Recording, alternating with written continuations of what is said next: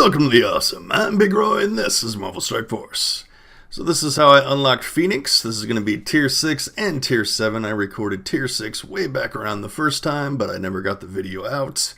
I put a lot more into the team than was needed, so it was a cakewalk. I believe they're all Tier 10 and level 65, which is much more than needed for Tier 6.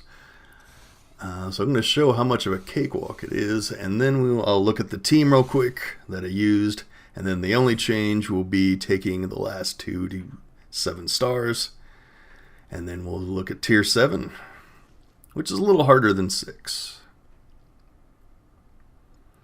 Now the good news is the Phoenix they give you is super strong, so you can just go ahead and do her special right away. That way, she takes the mind control beatdown, which is much better than one of our characters taking it. And that way, she goes into Dark Phoenix form right away. Now, pretty much all the enemies you're facing, they're just going to be doing all these annoying things. So you just got to keep fighting through it. Go ahead and do that. Knock all of those deflects off there. Now we're going to save our Loki's mind control, because against Juggernaut's defense up and all that stuff, he's not going to get the defense down, so it'll be much better on another target. So just get our summons up and going. Wipe off all those debuffs. And Mordo's going to stay very healthy, because as your minions die that you summoned, he's going to keep healing, so that's very nice. So basically just got to work our way down. It's much better if you get a hand archer one, because he can also wipe stuff off. Wipe some of their buffs that they always have. Go ahead and do her ult. Knocks them down pretty low. And since we have the heal block up, their Mordos don't heal, which is also very nice. Alright, so now we're going to use that on the non-buffed Juggernaut, so he'll be easier to take down. And that didn't really hurt too much, which is nice. So they don't have that super buffed up. So we will have to fight through that again. The stealths and the deflects, but we'll get it down. As you can see, their Juggernauts don't have huge resist, because we're still getting some debuffs through. So that's nice. Because normally you don't land any debuffs on a Juggernaut when his taunt is up. So they didn't scale it too high, at least for this tier. So that's nice. Alright, so we got that Juggernaut down. Now, we do want to take out Strange first, as always. We don't want him flipping buffs, and we don't want him rezzing. So he's always our first target. Take him down.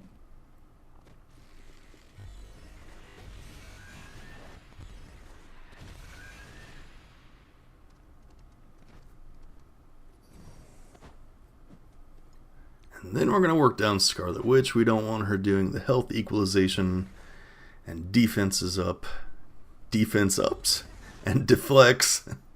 So we take her down. Alright, so this is pretty much over now. So as you can see, almost lost Loki, and that's it. So this one was very easy.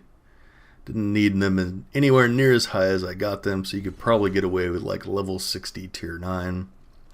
I think my Masters of Launch podcast co-host Chuberger84 did tier 7 with a team of like 175k, and this team was at 190k, so it can be done with much lower. So that's why in the future on any new legendaries, I'm just going to try to do the bare minimum, because that was a lot of wasted resources and leveling on characters I don't use too much. So that's the unlock. We'll take a look at the team real quick. 65 tier 10 on Hand Assassin, 6 yellow, 4 red. I think she's the highest red stars I have on any of these, so that's good. You don't need high on those. 65 tier 10, 6 yellow, 3 red on Loki, 7 yellow, 4 red on Mordo, 65 tier 10. And then Nobu, 65 tier 10, 7 yellow, 3 red, no orange mats and anything, you don't need them whatsoever. That's very nice. Oh, and then we got Ronan bringing up the rear, tier 10, 65, 7 yellow, 2 red. So that's very nice. You don't need an amazing team to get that done. In Tier 7, the only difference I did was just taking Loki and Hand Assassin to 7 stars. So it's a little harder, but it's still pretty easy once you get the basic strat figured out, which we'll go over as we do it.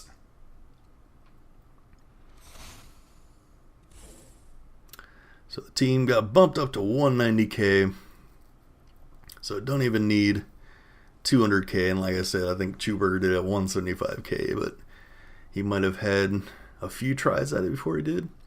But the big key on this, as with any enemy Phoenix you'll fight, is you want to keep her alive and in Phoenix form, regular Phoenix form, for as long as possible, especially if there's a Colossus. So we do not want to nuke her down right away. Now we're not going to do the mind control on Colossus, because he very well might resist it, because he has very high resist when he has defense up. So we're going to use that on Mantis, try to take out the healer. Alright, so she nukes her, so we're going to get our Phoenix into Dark Phoenix form very soon. We're going to blind on her, and we land the stun, which is very nice. That's going to cut down the damage we take. Alright, so we got Mantis down. Then we can wipe these buffs off of Colossus, make him easier to deal with, get our summons up. Alright, now she's going to do the special and eat that stun. So that's nice. So we're going to go ahead and barely hit those. You do want to, once again, try to get that hand archer in the summon. So if you're having trouble, maybe redo it until you get that. Alright, so she is on the edge of dying. So we're still going to try to keep her up as long as possible. We want to at least get Colossus down before she pops into Dark Phoenix mode. Reason being is if she goes in Dark Phoenix, and then Colossus will auto-taunt when you get her down to half, and then she might get her ult off, and that hurts quite a bit. So you don't want that to happen if at all possible. Especially if your team is lower. So we're just going to do basic again on this, because anything else is going to hit Phoenix. Alright, we got him down. That's very nice. Alright, so we do want to take out Minerva first, because she has the immediate res, and then we want to get Strange down after that, if possible. So we'll just basic on her, basic, basic, basic, and how about one more basic? Alright, got her down. Now we'll work on Strange. It's very good. Nothing got flipped there. That worked out very well. Go ahead and basic again. And then we're going to basic on her, because if we basic Strange, it would hit her. And by her, I mean Phoenix. So we just kept her in regular Phoenix form for a very long time. Hopefully we can work her down. We're going to use the health equalization on her. Now see, the reason we left Scarlet Witch up, we wanted her to use the health equalization so it would give more health to Phoenix, to once again keep her alive. Now that probably wasn't the best thing. Probably should have targeted the Scarlet Witch, but it's okay because we can still mind control, get her down low, and just go all in on her and try to get her down. Ability block so she wouldn't be able to ult. She's already under 50%, so Colossus won't auto-taunt. And there she goes. That is the huge threat. The only real other thing to worry about is Rocket, and he shouldn't be too hard to deal with, since we have our own Dark Phoenix still. And her ult. Ha-boom. There we go. Alright, Rocket's gone. So now let's just clean up. So once again, very easy. We almost lost, it looks like, Hand Assassin, but that's no huge loss. Our Dark Phoenix is only at half. Loki almost died there, but that's okay. So it's very nice that you don't need tons of investment in these guys to get it done. You might even be able to go like 65 tier 9, or maybe just tier 10 on a few of them. You might have to play around, but yeah, that's very nice. You don't need like super good red stars. And you definitely don't need to use orange ability mats on any of their stuff, which is nice because you're not going to use them that much in other game modes. They're solely going to be taken up to use to unlock Phoenix, and maybe here and there in Alliance War or Blitz, stuff like that. But they're not, none of them are top tier characters.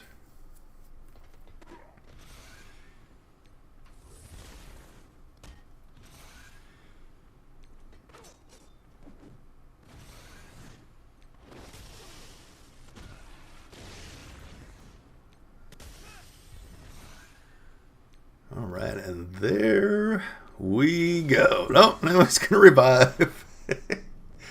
Groot wants to draw it out a little longer. Groot, you're not going to make it happen, Groot. Just let it go, man. Just go back to the earth from whence you came. And there we go, ladies and gentlemen. Tier 7. Very easy once you get that strat down and get your priority targets right. Nice clipping through of the cape there on Scarlet Witch. But yeah, absolutely recommend going after Phoenix hard as you can. Ultron's probably the only higher priority character you want to get. But she's amazing in Arena. Also is amazing in some raids when you need mutants. You will have to res her after each node if she goes into Dark Phoenix. But, you know, it's better resing one character than having to raise your whole team or heal up your whole team after especially hard nodes. So it's definitely worth it. Only other high priority would be getting your Menardians team, which is Minerva, Star-Lord, Rocket, Groot, and Ultron. That's your team you want for Ultima 7. But there we go, taking her to 7. She gets a nice little buff, 10,000 more health, like a 1,200 more damage, a little more armor, focus, and resistance. She is quite the beast. But yeah, if you got her in Ultron and Arena, you're going to be doing very well. I've had her at 12.9 for a long time, and we just heard that Tier 14 and the level cap are raising soon, so she will be one of the first ones I take up. Ultron will, of course, be the first one. I was actually very unlucky on red stars for her. For the longest time, I only pulled 1 originally, and then I took her up with promotion credits to 2 and then 3. And then finally, my luck turned around, and I got 4 on her in a pull. But she's definitely worth taking up using promotion credits on for the red stars, just so she can hit harder with that ult, which is amazing. Alright, that's going to do it. Thanks for watching. Make sure you check out the Strike Force Masters Launch podcast. New episode every week with my buddy and co-host Chewburger84. And until next time, stay tuned and stay awesome.